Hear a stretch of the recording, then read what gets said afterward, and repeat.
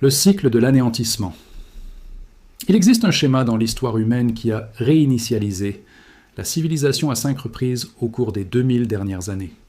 Je ne parle pas de simples réformes ou de corrections boursières, je parle d'un reset total. L'effacement complet des dettes par l'hyperinflation, le jubilé ou la guerre. Cela s'est produit dans la Rome antique en 33 après JC, dans l'Europe médiévale en 1347, dans la France révolutionnaire en 1789, dans la République de Weimar en 1923 et dans l'Europe d'après-guerre en 1953. 5 époques différentes, 5 méthodes différentes, mais exactement la même séquence en 6 étapes menant à l'anéantissement total de la dette. À chaque fois, les dirigeants ont juré que la situation était sous contrôle. À chaque fois, les mathématiciens ont prouvé que c'était impossible. Et à chaque fois, la dette a été effacée, détruisant l'épargne des gens ordinaires et transférant la richesse vers une minorité préparée. Aujourd'hui, en 2025, la dette mondiale a atteint 335% du PIB. C'est 300 000 milliards de dollars de dette contre seulement 80 000 milliards de production économique annuelle. Les États-Unis doivent 36 000 milliards. Les étudiants, 1 700 milliards. Les entreprises, 11 000 milliards. Il est mathématiquement impossible de rembourser cette somme. Nous sommes actuellement à l'étape 3 de ce cycle fatal. L'histoire nous dit que les étapes 4, 5 et 6 vont suivre avec la précision d'un métronome. La seule question n'est pas de savoir si cela va arriver, mais comment vous allez traverser cette tempête. Il existe 3 types d'actifs, 3 positions financières qui ont survécu à chaque effondrement précédent. Dans ce documentaire, je vais vous montrer comment les identifier, pourquoi ils fonctionnent, et comment positionner votre patrimoine avant que le reset ne soit acté. Chapitre 1, la loi d'Airain, pourquoi le reset est inévitable. Avant de parler de survie, il faut comprendre la menace. Pourquoi un jubilé de la dette, l'annulation des dettes, n'est-il pas un choix politique mais une nécessité mathématique? La dette est une promesse sur la production future. Quand vous empruntez 100 000 $, vous promettez de produire assez de richesse dans le futur pour rembourser cette somme plus les intérêts. Mais il y a une limite physique. Quand la dette grandit plus vite que l'économie, ce qui est le cas depuis 40 ans, les intérêts finissent par consommer toute la croissance. Si l'économie mondiale produit 2 700 milliards de richesses nouvelles par an, mais que la dette exige 9 000 milliards d'intérêts par an, le système est une chaîne de Ponzi. On doit emprunter pour payer les intérêts. À ce stade, il n'y a que 3 sorties de secours historiques. L'hyperinflation, l'État imprime de l'argent infini. La dette est remboursée, mais avec une monnaie qui ne vaut plus rien. C'est le vol de l'épargnant. Le jubilé, l'État annule les dettes. Les créanciers, banques, fonds de pension font faillite. Le système bancaire doit être nationalisé. La guerre, la destruction physique des infrastructures et des registres rend la dette inopérante. Nous sommes à l'aube de ce choix. Et quel que soit le chemin emprunté par nos dirigeants, le résultat pour votre épargne en banque est le même, la destruction. Chapitre 2. Leçon d'histoire, les 5 précédents. Pour savoir où se cacher, regardons où les autres ont survécu. 1. Rome, 33 APDJ JC. La crise de Tibère. L'élite romaine s'était endettée pour financer un train de vie luxueux. Quand les taux ont monté, l'immobilier s'est effondré.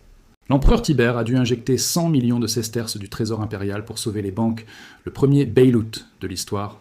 Ce qui a survécu, les terres agricoles productives et l'or physique. Ce qui est mort, les prêts personnels et la monnaie débasée, le denier. 2. France, 1789, les assignats. La monarchie était ruinée. La Révolution a nationalisé les biens du clergé et émis une monnaie papier, les assignats, gagés sur ces terres. Ils ont trop imprimé.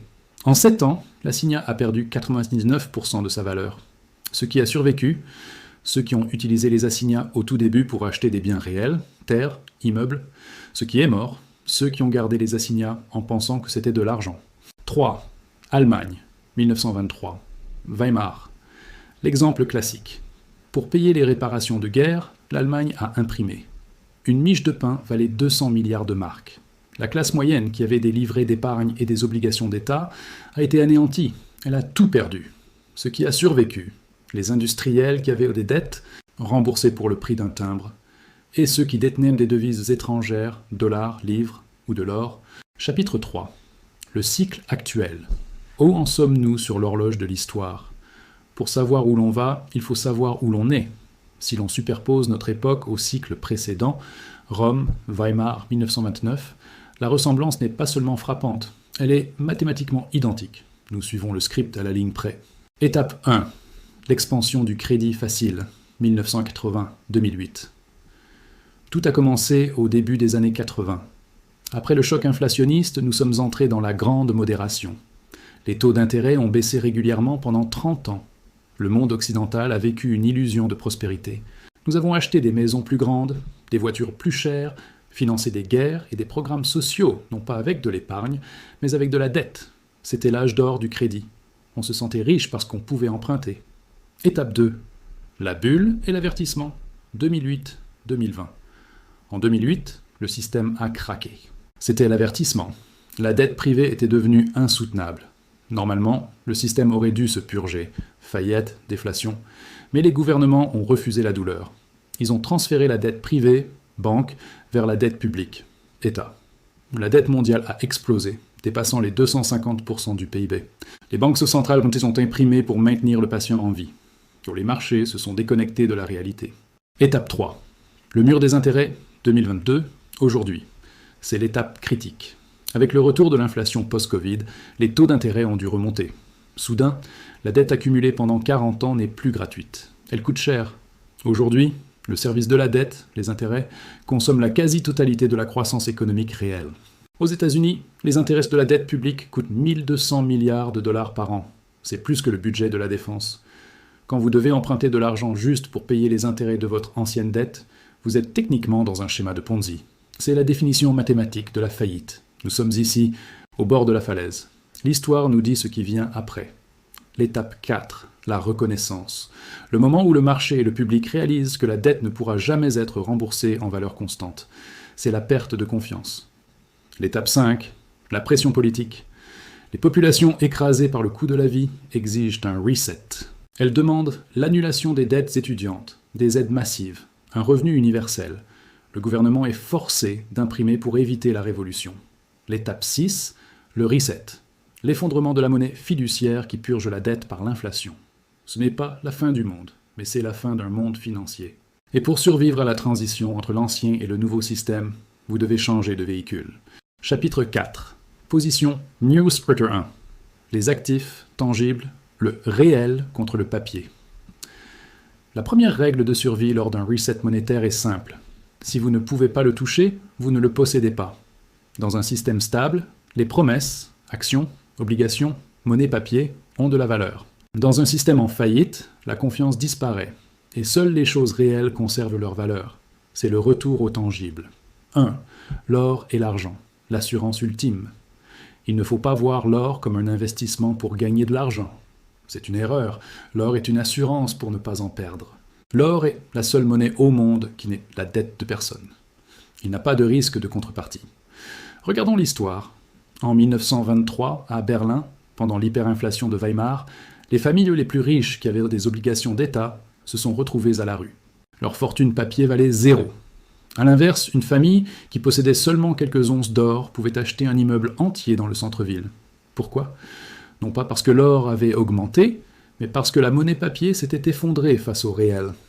Aujourd'hui, les banques centrales, Chine, Russie, Inde, achètent de l'or à des niveaux records. Elles savent que le reset arrive. Elles échangeront leur papier contre du métal. Faites comme elles. 2. L'immobilier productif, la rente réelle. Attention, la nuance est capitale. Tout l'immobilier ne se vaut pas. L'immobilier de prestige, spéculatif, où les bureaux vides sont des pièges. Si l'économie s'effondre, personne n'achètera votre penthouse à 10 millions. Ce qui survit, c'est l'immobilier productif et utilitaire. Terres agricoles, c'est l'actif ultime. Quoi qu'il arrive, les gens doivent manger. La terre produit de la richesse réelle, nourriture, chaque année. Logement locatif modeste, les gens ont besoin d'un toit. Dans un scénario inflationniste, les loyers finissent par s'ajuster à la hausse, car les salaires nominaux montent, ce qui protège la valeur de votre capital. Forêt. Le bois est une matière première universelle. Une forêt pousse toute seule, qu'il y ait de l'inflation ou non. 3. Les matières premières, l'énergie et les matériaux, le cuivre, le pétrole, le gaz, l'uranium, les denrées alimentaires, ce sont les briques de la civilisation. Pendant que la valeur de la monnaie s'évapore, le prix de ces ressources explose en valeur nominale. Posséder des actions de producteurs de ressources solides, qui ont des réserves prouvées dans le sol, est une excellente couverture. C'est posséder des choses plutôt que des chiffres. Le but de cette position est de sortir du système financier numérisé pour ancrer votre richesse dans le monde physique. Le papier brûle, le numérique s'efface, le réel reste. Chapitre 5, position 2. La dette à taux fixe, l'arme secrète du débiteur. Ce chapitre traite de l'outil le plus dangereux, mais potentiellement le plus lucratif de votre arsenal financier. La dette. Depuis notre enfance, on nous inculque une morale financière simple. La dette, c'est mal, l'épargne, c'est bien. Dans un monde stable, avec une monnaie saine et une inflation basse, c'est vrai, l'épargne est une vertu. Mais dans un monde en cours de reset, où la monnaie est délibérément détruite par les banques centrales pour effacer les ardoises publiques, cette morale s'inverse totalement. L'épargnant devient le dindon de la farce. Le débiteur devient le roi. Pourquoi ? Parce que l'inflation opère un transfert de richesse massif, silencieux et automatique du créancier, celui qui a prêté l'argent, vers le débiteur, celui qui a emprunté. Le mécanisme du transfert, simulation mathématique. Faisons une simulation précise pour comprendre la puissance de ce levier. Nous sommes en 2025. Vous décidez d'acheter un actif réel, par exemple une maison ou un immeuble de rapport, d'une valeur de 300 000 $. Vous apportez un peu d'épargne, mais vous empruntez l'essentiel à la banque. 250 000 $ sur 25 ans, à un taux fixe de 4%. Votre mensualité est fixée contractuellement à environ 1 300 $ par mois. Ce montant de 1 300 $ ne changera jamais. Il est gravé dans le marbre du contrat, en dollars nominaux. 2 ans plus tard, le grand reset s'accélère. Pour éviter la faillite des États, les banques centrales impriment massivement. L'inflation s'installe durablement à 15% par an. Que se passe-t-il ? Vos revenus ? Au début, c'est dur, mais progressivement, les salaires et les loyers augmentent pour suivre le coût de la vie. Si l'inflation est de 15%, vos revenus nominaux finiront par doubler en 5 ans. Votre actif, la valeur de votre maison suit l'inflation, car le coût de construction d'une maison neuve explose. Votre maison qui valait 300 000 $ an vaut maintenant 600 000 $ en monnaie dévaluée. Votre dette, c'est là que la magie opère. Vous devez toujours 250 000 $ à la banque, et votre mensualité est toujours de 1 300 $. Mais attention, 1 300 $, dans ce nouveau monde où tout coûte 2 fois plus cher, ne représente plus le même effort. C'est comme si votre mensualité avait été divisée par 2 en termes de pouvoir d'achat réel. Vous remboursez la banque avec de la monnaie de singe, des billets qui valent beaucoup moins qu'au moment où vous les avez empruntés. La banque, elle, est piégée. Elle vous a prêté des dollars forts de 2025 et elle récupère des dollars faibles de 2030. Elle perd massivement en pouvoir d'achat. Vous gagnez massivement en patrimoine net. C'est exactement comme cela que les grandes fortunes industrielles se sont construites lors des périodes inflationnistes du XXe siècle. L'exemple historique, Hugo Stinnes, le roi de l'inflation. Pour prouver que ce n'est pas de la théorie, regardons l'Allemagne de 1923. Hugo Stinnes n'était pas un spéculateur boursier, c'était un industriel. Dès 1919, il a compris que le mark allemand était condamné par les dettes de guerre. Alors que tout le monde épargnait, lui a fait l'inverse, il a emprunté. Il a emprunté tout ce que les banques voulaient bien lui prêter, en marks. Avec cet argent, il n'a pas acheté de papier, il a acheté du dur, des mines de charbon, des aciéries, des compagnies maritimes, des hôtels, des journaux. Quand l'hyperinflation a frappé en 1923, le mark s'est effondré. La valeur de ces usines et de ces mines, qui produisaient des biens réels, a explosé en milliards de marks. Et sa dette ? Elle était restée fixe en valeur nominale. À la fin de la crise, on raconte qu'il a pu rembourser la totalité de ses emprunts bancaires, qui représentèrent des millions au départ, avec le produit de la vente d'une seule machine-outil, ou même selon la légende pour le prix d'un journal. Il avait acquis un empire industriel gratuitement, financé par la destruction de la monnaie. C'est la stratégie ultime du débiteur intelligent. L'avertissement crucial, le piège de la liquidité, le mur avant l'horizon. Cependant, je dois émettre un avertissement solennel. Cette stratégie est une arme à double tranchant. Elle peut vous rendre riche ou vous mettre à la rue. Pourquoi ?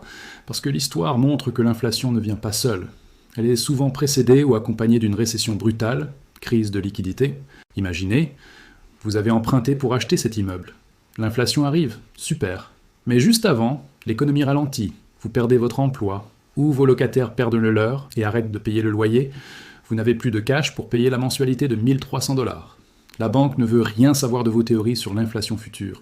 Si vous ratez 3 paiements, elle saisit l'immeuble. Elle le vend aux enchères. Vous avez tout perdu, juste avant que votre scénario ne se réalise. C'est le piège classique. Avoir raison trop tôt, c'est avoir tort. Pour réussir la stratégie de la dette à taux fixe, vous devez avoir une douve de sécurité, une réserve de cash, en or ou en devise forte, suffisante pour payer vos mensualités pendant 12 à 24 mois, même si vos revenus tombent à zéro. C'est le prix de la survie pour atteindre l'autre rive. Chapitre 6. Position de Girl 3. La souveraineté personnelle, ce qu'on ne peut pas vous prendre. Nous avons parlé d'or et de dette. Mais que se passe-t-il si le système se fige totalement? Si nous revivons un scénario de type 1929, ou pire, un scénario de guerre ou de cyberattaque systémique, les banques ferment. Les distributeurs automatiques sont vides. Les applications de trading ne se connectent plus. Dans ce monde, votre portefeuille d'actions, même s'il vaut des millions sur l'écran, ne vaut rien dans la réalité immédiate. Vous ne pouvez pas le manger.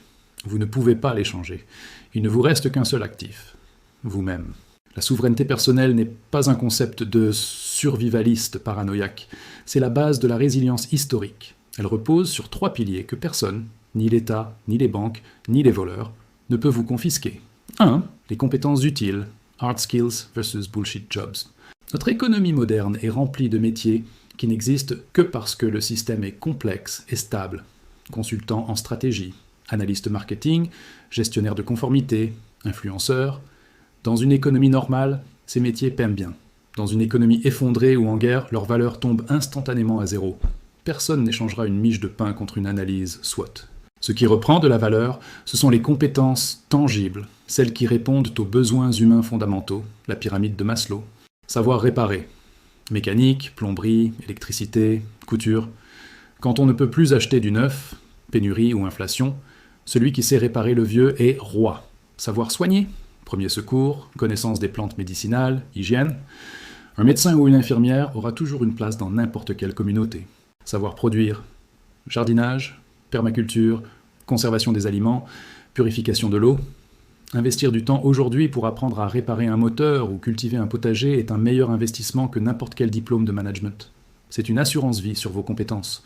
2. Le réseau de confiance, le capital social. C'est peut-être l'actif le plus sous-estimé du XXIe siècle. L'individualisme fonctionne quand tout va bien et que l'argent achète tout. Quand l'argent ne circule plus, l'homme redevient un animal social. L'économie redevient une économie de troc et de réputation. Qui sont vos voisins? Les connaissez-vous vraiment? Pouvez-vous compter sur eux si l'électricité est coupée pendant 2 semaines? Avoir un réseau local de 10 personnes de confiance, un mélange de compétences et de solidarité, vaut plus qu'1 million de dollars bloqués sur un compte offshore. La solitude est une vulnérabilité mortelle en temps de crise. La communauté est une forteresse. Construisez ce réseau avant d'en avoir besoin. 3. L'indépendance des systèmes vitaux, la logistique. C'est la préparation physique de base. Nous vivons dans un système de flux tendu, just in time. Les supermarchés n'ont que 3 jours de stock. Les villes n'ont que quelques jours d'autonomie en eau potable sans électricité. Si la chaîne d'approvisionnement casse, grève, cyberattaque, hyperinflation, le chaos arrive en 72 heures. Avoir une souveraineté minimale, ce n'est pas construire un bunker, c'est avoir de quoi tenir quelques semaines ou mois sans aide extérieure. De l'eau ou un moyen de la filtrer, de l'énergie, panneaux solaires, batteries, bois, de la nourriture stockée, ce n'est pas de la peur, c'est de la responsabilité. C'est ce qui vous permet de ne pas paniquer quand les autres se battent pour du papier toilette. C'est ce qui vous donne la clarté d'esprit pour prendre les bonnes décisions financières pendant que le monde s'affole. Chapitre 7. Ceux qui vont tout perdre, l'anatomie des victimes. Pour gagner à ce jeu cruel, il faut avoir le courage de regarder qui va perdre. La richesse ne disparaît pas, elle change de main. Qui sont les donneurs involontaires de ce transfert historique? Ce sont les gens normaux, ceux qui ont suivi les règles du vieux monde. 1. Les épargnants, en cash, la classe moyenne. C'est la tragédie morale de l'inflation. Elle punit la vertu. Les gens qui ont travaillé dur, qui ont dépensé moins qu'ils ne gagnaient, et qui ont laissé leur argent dormir sagement sur un compte courant ou un livret A, sont les premières victimes. L'inflation est une taxe invisible sur l'argent liquide. Si l'inflation est de 15%, votre épargne perd la moitié de sa valeur en 5 ans. Ils verront leur solde bancaire rester le même, mais ils se sentiront de plus en plus pauvres, incapables de comprendre pourquoi. 2. Les détenteurs d'obligations, la fausse sécurité. C'est le piège des placements sans risque.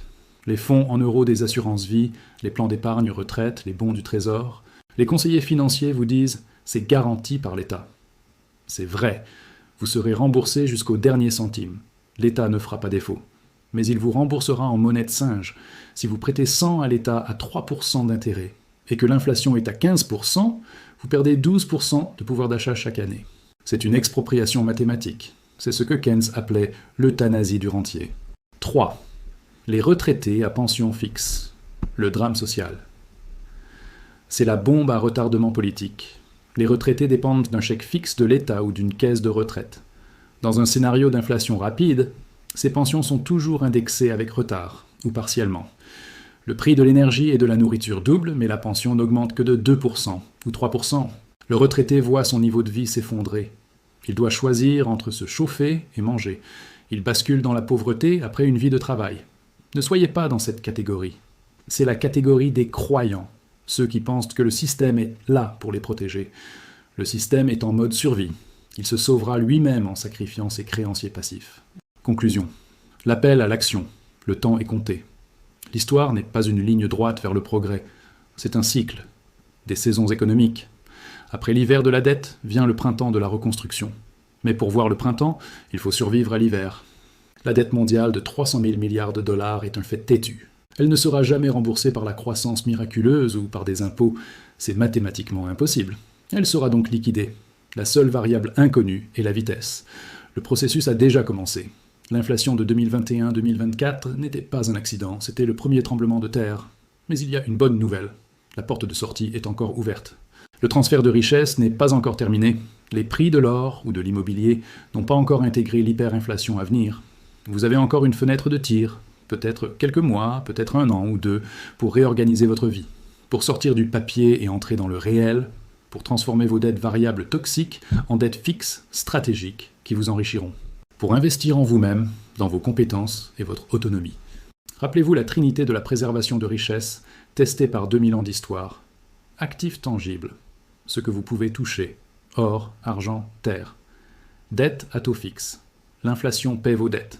Souveraineté personnelle, vos mains et votre réseau. Ceux qui adoptent cette posture aujourd'hui ne craignent pas le reset. Au contraire, ils l'attendent avec sérénité. Ils savent que dans le chaos du changement, des opportunités générationnelles vont s'ouvrir pour ceux qui ont des liquidités réelles et du courage. Ils seront les nouveaux bâtisseurs. Les autres, ceux qui attendent que l'État les sauve, seront les dommages collatéraux de l'histoire. Le choix n'est pas entre crise ou pas crise. La crise est déjà là, inscrite dans les chiffres. Le choix est, serez-vous une victime consentante ou un stratège préparé ? Faites votre choix maintenant, car demain, il sera trop tard.